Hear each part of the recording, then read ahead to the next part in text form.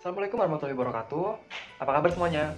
Jadi, pada video kali ini, kami dari kelompok C Skillab Ilmu Kedokteran Dasar ingin mempresentasikan mengenai tekanan darah dan juga pemeriksaan tekanan darah.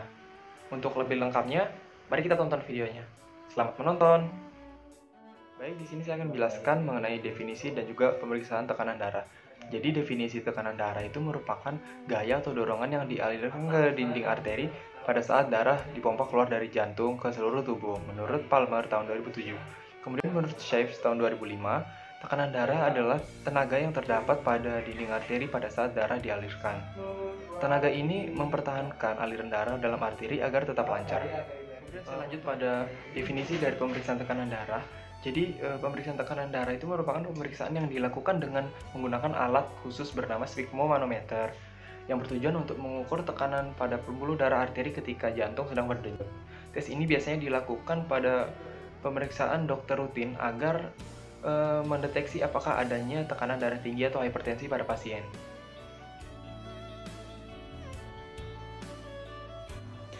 Baik, perkenalkan, nama saya Iqbal Maulana Bolo, NIM 106190409. Di sini saya akan menjelaskan tujuan dari pengukuran tekanan darah. Tujuan dari pengukuran tekanan darah yaitu untuk menentukan adanya normotensi, hipertensi, atau hipotensi pada pasien.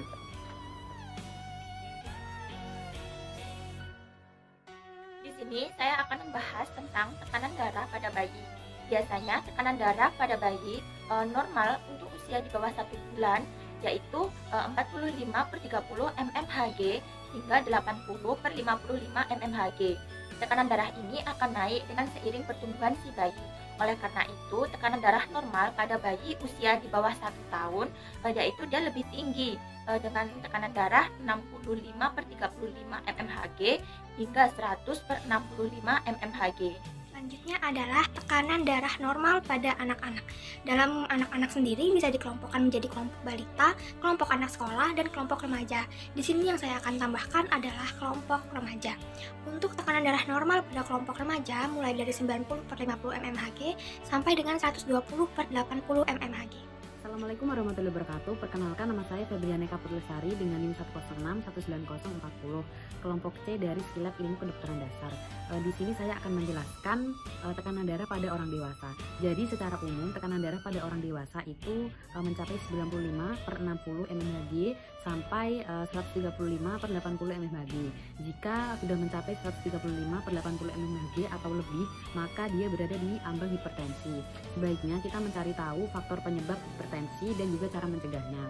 Dan yang satu lagi adalah, jadi pada wanita yang sedang hamil atau ibu hamil itu tekanan darahnya bisa naik turun. Di sini saya akan menjelaskan tentang metode pengukuran tekanan darah. Metode pengukuran tekanan darah dapat dilakukan pada beberapa bagian tubuh, di antaranya lengan atas, lengan bawah, kaki, dan paha. Tekanan darah selalu diukur dengan milimeter atau mmHg. Karena manometer air raksa merupakan standar manometer yang dipakai dalam pengukuran tekanan darah. Tekanan darah dapat diukur dengan dua cara, yaitu secara langsung dan tidak langsung. Yang pertama yaitu secara langsung. Cara ini biasanya diukur untuk mengukur tekanan darah pada hewan dan tidak diterapkan pada manusia. Caranya dengan memasukkan kanula atau jarum steril intra-arteri, sehingga perubahan tekanan dapat diukur secara langsung dengan manometer merkuri atau dengan oscilloscope yang hasilnya dapat dibaca grafik yang tercatat di kertas, menurut Conlin PR 2000. Dan di sini adalah contoh gambar memasukkan kanula pada hewan, kemudian manometer, air raksa, dan Kenalkan, nama saya Irabati Samperan dengan NIM 1061950. Baik, pada saat ini saya akan menjelaskan tentang macam-macam pengukuran tekanan darah. Dan saya akan menjelaskan pengukuran tekanan darah secara tidak langsung atau indirect metode. Tekanan darah merujuk kepada tekanan yang dialami darah pada pembuluh arteri darah ketika darah dipompa oleh jantung ke seluruh anggota tubuh manusia. Sampai saat ini dikenal ada dua macam pengukuran tekanan darah, yaitu yang pertama ada pengukuran tekanan darah secara langsung atau direct metode, kemudian yang kedua adalah pengukuran tekanan darah secara tidak langsung atau indirect metode. Dan saya akan menjelaskan tentang pengukuran tekanan darah secara tidak langsung atau indirect metode. Pengukuran tekanan darah secara tidak langsung atau indirect metode dilakukan dengan teknik yang sangat sederhana tanpa menembus arteri dan dapat dilakukan di mana saja jika diperlukan. pengukuran tekanan darah secara tidak langsung adalah sebagai pilihan alternatif yang sangat mudah. Penyeret metode ini menggunakan tensimeter dan stetoskop. Tekanan darah dengan metode ini dapat diukur dengan dua cara. Cara yang pertama adalah palpasi, kemudian yang kedua adalah auskultasi. Palpasi ialah metode pemeriksaan di mana penguji merasakan ukuran, kekuatan, dan letak dari bagian tubuh. Metode palpasi hanya dapat diukur tekanan sistol saja. Metode palpasi harus dilakukan sebelum melakukan auskultasi untuk menentukan tinggi tekanan yang diharapkan. Palpasi juga dilakukan bila tekanan darah sulit didengarkan. Tetapi dengan cara palpasi, tekanan distolik tidak dapat ditentukan dengan akurat. Yang kedua adalah cara auskultasi. Yang kedua adalah metode auskultasi. Cara ini dapat diukur tekanan daerah sistolik maupun tekanan daerah distolik dengan lebih akurat. Cara ini memerlukan alat stetoskop. Tekanan sistolik dan distolik diukur dengan cara mendengar atau auskultasi. Bunyi yang timbul akibat aliran turbulen dalam arteri yang disebabkan oleh penekanan manset pada arteri tersebut. Dalam cara auskultasi ini harus diperhatikan bahwa suatu jarak yang paling sedikit 5 cm antara manset dan tempat meletakkan stetoskop. Bunyi yang terdengar disebut bunyi Kirchhoff. Menurut Perpus RI 2012, cara menjaga tekanan darah agar tetap normal yaitu 1. Mempertahankan berat badan dalam kondisi normal. 2. Mengatur rendah garam dan rendah lemak, serta perbanyak konsumsi buah dan sayur. 3. Melakukan olahraga dengan teratur. 4. Mengatasi stres dan emosi. 5. Menghentikan kebiasaan merokok. 6. Memeriksa tekanan darah secara berkala. Beberapa hal yang dapat dilakukan untuk mengontrol tekanan darah agar tetap ideal. Yang pertama, mengurangi makanan mengandung garam. Sebab kandungan garam, salah satunya adalah natrium, dapat meningkatkan kadar darah dalam tubuh kita atau meningkatkan tekanan darah dalam tubuh kita. Selanjutnya, hindari pola hidup tidak baik atau tidak sehat dan mengontrol berat badan. Sebab obesitas menjadi cikal bakal dari tingginya tekanan darah dalam tubuh. Selanjutnya, kontrol tekanan darah secara rutin untuk pencegahan dan menghindari kita jika tekanan darah sudah berlebihan. Sekian dari saya, terima kasih. Assalamualaikum warahmatullahi wabarakatuh. Perkenalkan, nama saya Intan Widya Cahyani dengan NIM 10619048. Di sini saya akan menyebutkan mengenai faktor-faktor yang mempengaruhi tekanan darah, yaitu ada faktor internal. Yang pertama, variasi diurnal tekanan darah. Pada beberapa penelitian didapatkan bahwa tekanan darah mencapai puncak tertinggi pada pagi hari, yaitu morning, pada puncak kedua pada sore hari, menurun pada malam hari, paling rendah pada waktu tidur sampai jam 3 dan atau jam 4 pagi. Kemudian tekanan darah naik perlahan sampai bangun pagi, di mana tekanan darah naik secara cepat. Yang kedua yaitu tidur dan bangun tidur. Menjelang bangun tidur, tekanan darah meningkat mencapai 20 mmHg. Selanjutnya ada jantung. Sistem kardiovaskular mengalirkan darah dari jantung ke seluruh tubuh dan kembali lagi ke jantung, yaitu dengan cara jantung berkontraksi dan berelaksasi. Perubahan hemodinamik dalam sistem tersebut menyebabkan perubahan tekanan dan mengakibatkan terjadinya peristiwa aliran darah di dalam sistem kardiovaskular tersebut. Kemudian ada tahanan perifer. Tahanan adalah penghalang terhadap aliran darah dalam pembuluh darah, tidak dapat diukur secara langsung, tetapi dapat dihitung dari pengukuran aliran darah dan perbedaan tekanan pembuluh.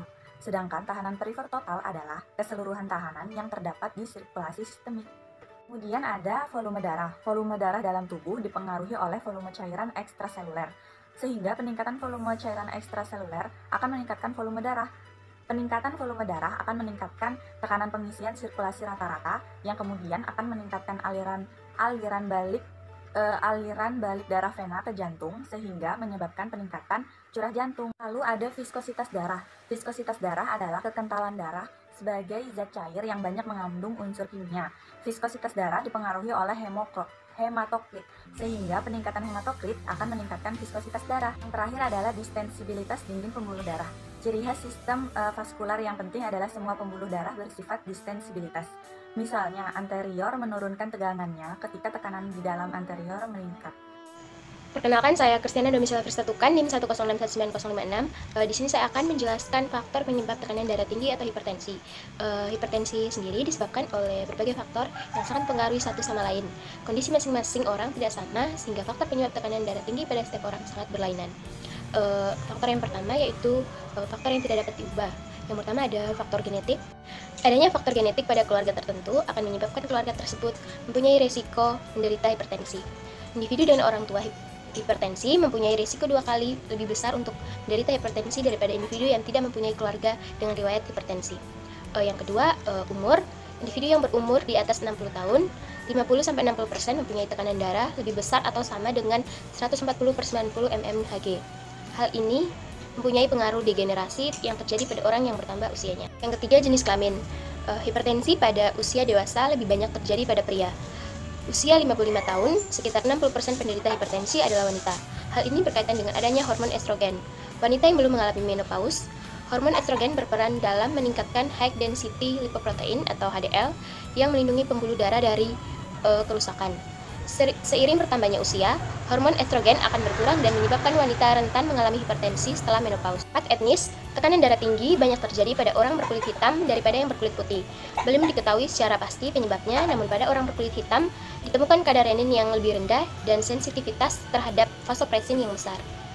Yang kedua, faktor yang dapat diubah. Yang pertama, stres. Stres yang dialami seseorang akan membangkitkan saraf simpatik yang akan memicu kerja jantung dan akan meningkatkan tekanan darah.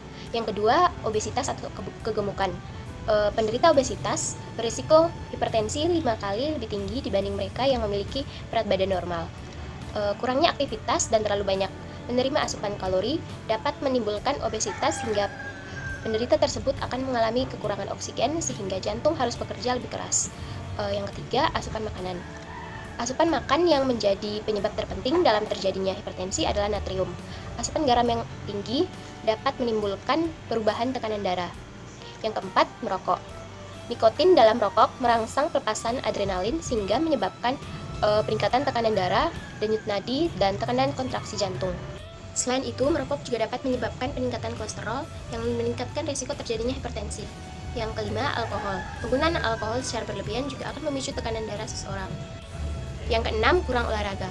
Orang-orang yang kurang aktif cenderung memiliki detak jantung lebih cepat, yang membuat otot jantung bekerja lebih keras pada setiap kontraksi, serta dapat memicu kolesterol tinggi dan juga tekanan darah yang terus menguat sehingga memicu hipertensi. Hingga jantung harus bekerja lebih keras. Yang ketiga, asupan makanan.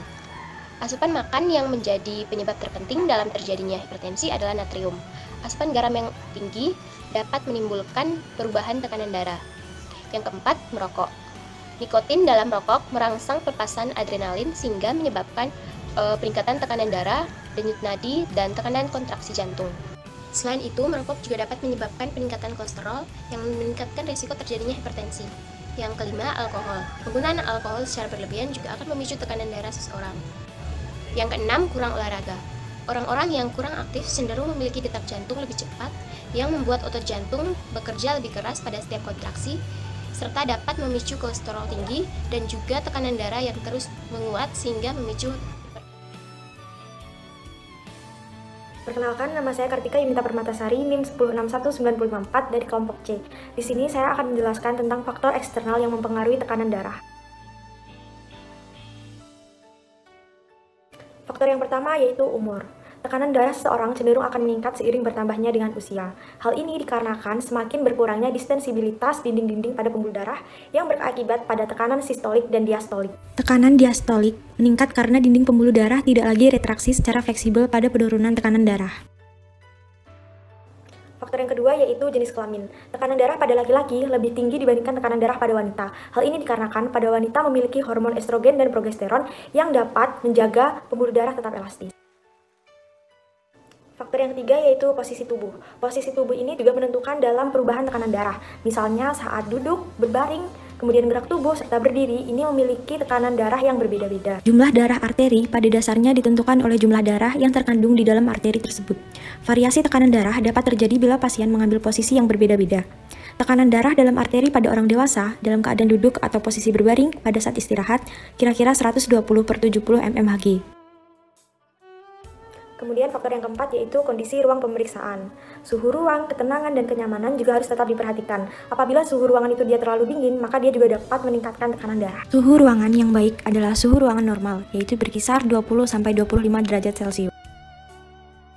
Faktor yang kelima yaitu keadaan psikologis. Apabila seorang pasien itu dalam keadaan stres, maka itu tentunya dapat meningkatkan tekanan darah. Keadaan psikologis yang terganggu seperti stres akan meningkatkan tekanan darah dengan meningkatkan kadar kolesterol serum yang akan melemahkan dan merusak pelapis pembuluh darah, menyediakan tempat bagi mengendapnya lipid atau lemak sehingga terbentuk plak kolesterol. Akhirnya, lumen menyempit, tahanan perifer meningkat, dan tekanan darah naik. Faktor yang keenam yaitu olahraga. Sebuah penelitian menyebutkan bahwa aktivitas fisik atau olahraga dapat menurunkan tekanan darah, khususnya pada mereka yang mengalami hipertensi atau tekanan darah tinggi. Hal ini dikarenakan pada saat kita mengalami aktivitas fisik atau sedang melaksanakan olahraga, itu dapat menghilangkan kolesterol yang ada pada pembuluh darah sehingga aliran darahnya ini menjadi lancar. Olahraga secara teratur dapat menyerap atau menghilangkan endapan kolesterol pada pembuluh darah. Perkenalkan, nama saya Eka Deddy Saskara dengan NIM 1061946. Di sini saya akan menjelaskan tentang sphygmomanometer dan balut Riva-Rocci atau tensimeter. Jadi pada alat ini terdiri atas sebuah manometer yang dihubungkan dengan kantong yang berbentuk seperti balut. Dinding pada kantong ini keras sehingga tidak dapat direnggangkan, serta dapat diisi dengan udara di dalamnya. Kantong atas balut ini disebut sebagai Riva-Rocci. Balut Riva-Rocci dihubungkan dengan sebuah pompa udara yang berguna untuk memasukkan udara di dalamnya. Kemudian pada manometer dipergunakan pada pengukuran ini dapat berupa manometer yang terbuat dari pegas dan manometer dari air raksa. Dengan memompa udara ke dalam balut, maka tekanan udara di dalam balut akan naik dan pompa balut ini akan mendesak jaringan yang terbalut sehingga arteri di dalam bagian tengah terjepit. Kemudian dengan terjepitnya arteri, maka aliran darah ini dapat dihentikan. Kemudian untuk mengalirkan darah kembali, udara di dalam balut ini dikeluarkan dengan memutar keran yang terdapat di tangkai pada pompa udara tersebut. Sekian penjelasan dari saya. Terima kasih. Perkenalkan, nama saya Mandra Dwi Irawan, NIM 1019057. Saya akan menjelaskan tentang alat yang digunakan dalam pemeriksaan tekanan darah, yaitu stetoskop. Alat ini terdiri dari beberapa bagian. Yang pertama adalah earpiece, ujung bagian telinga yang dipasang di telinga pemeriksa pada waktu memeriksa penderita untuk mendengar suara dari organ dalam. Umumnya, earpiece terbuat dari bahan karet yang lembut, selain agar lebih nyaman dan tidak terasa sakit saat dipakai di telinga. Bahan karet juga dapat membantu meredam suara dari luar. Yang kedua adalah tubing. Tubing adalah bagian dari stetoskop yang berbentuk tabung tipis dan panjang menyerupai selang, yang berfungsi untuk menyalurkan suara dari diafragma atau bel menuju earpiece. Yang ketiga adalah diafragma. Diafragma merupakan bagian berupa membran tipis dan datar di ujung kepala stetoskop yang terbuat dari piringan plastik berbentuk lingkaran. Diafragma ini memiliki fungsi khusus untuk mendengarkan bunyi atau suara berfrekuensi tinggi, seperti suara mengi di paru-paru.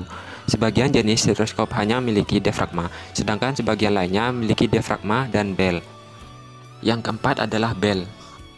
Bel adalah bagian terakhir dari stetoskop yang berbentuk melingkar dan menempel di belakang diafragma. Ukurannya lebih kecil dibandingkan diafragma. Bel berfungsi untuk mendengarkan bunyi atau suara berfrekuensi rendah seperti bunyi jantung. Perkenalkan, nama saya Fitri Bella Arofa, NIM 1061942. Di sini saya akan menjelaskan hal yang perlu diperhatikan dalam memilih cuff atau manset. Yang pertama yaitu lebar manset kurang lebih 40% dari ketiting lengan atas pasien, pada umumnya 12-14 cm pada manset orang dewasa.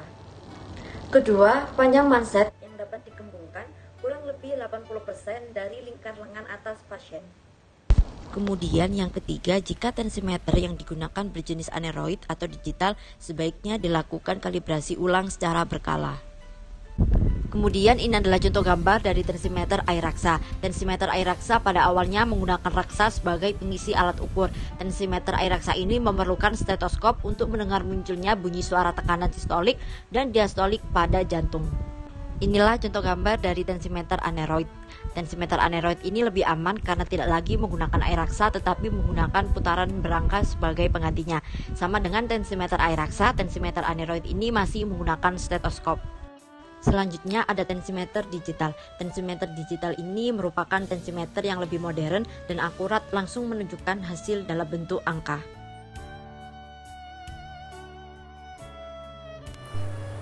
Assalamualaikum warahmatullahi wabarakatuh. Perkenalkan, nama saya Fakih Abdillah Fauzian Akbar, NIM 1061939. Baik, di sini saya akan menjelaskan tentang pengukuran tekanan darah secara tidak langsung. Yang pertama, itu pasien diposisikan untuk berbaring dengan tenang. Lalu tangannya sebelah sini itu dibalut dengan manset. Jika sudah, kita meraba pergelangan tangan di sini, ya di sini. Lalu setelah itu dipompa terus sampai mengembang sambil kita mengukur. Nah, kalau sudah tidak teraba lagi, sudah tidak terjadi lagi, itu sudah selesai berarti itu. Lalu ini juga bisa dilakukan dengan dua posisi lainnya. Setelah berbaring diperiksa dengan duduk, lalu setelah duduk dengan berdiri. Sekian dari saya. Wassalamualaikum warahmatullahi wabarakatuh. Terima kasih. Baik, Assalamualaikum warahmatullahi wabarakatuh. Sebelumnya perkenalkan, saya King Turujatun Faisa dengan NIM 106190 dan 55. Di sini saya akan menjelaskan bagaimana pengobatan atau perawatan yang bisa dilakukan bagi seseorang yang menderita hipertensi atau tekanan darah tinggi. Baik, langsung saja masuk ke dalam. Baik, bismillahirrahmanirrahim. Di sini saya akan menjelaskan bagaimana pengobatan daripada hipertensi itu sendiri atau tekanan darah tinggi.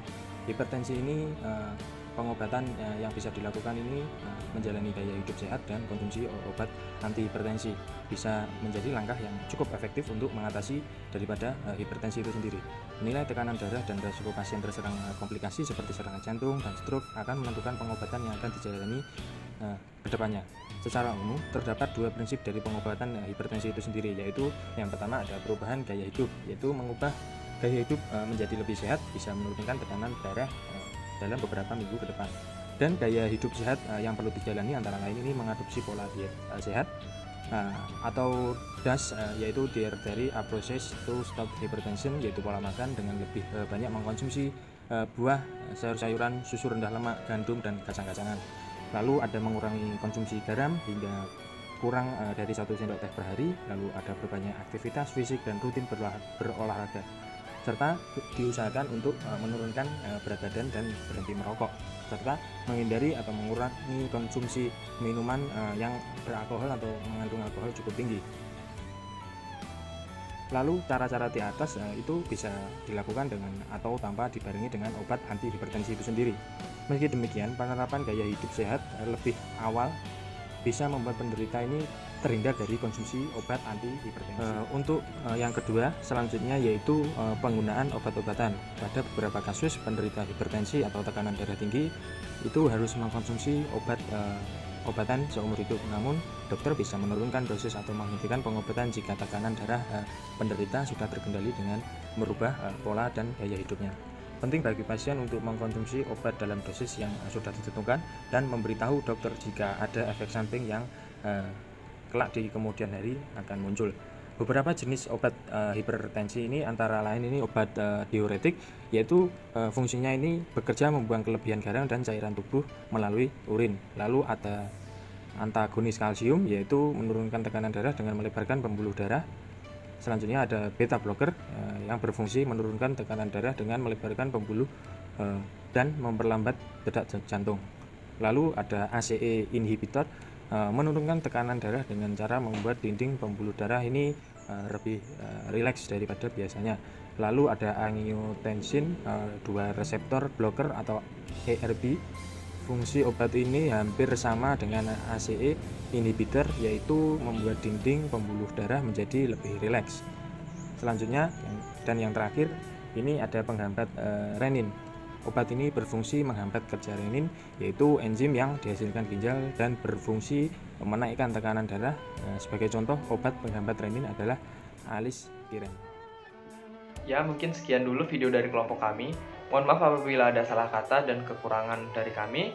Kurang dan lebihnya mohon maaf. Saya ucapkan terima kasih telah menonton.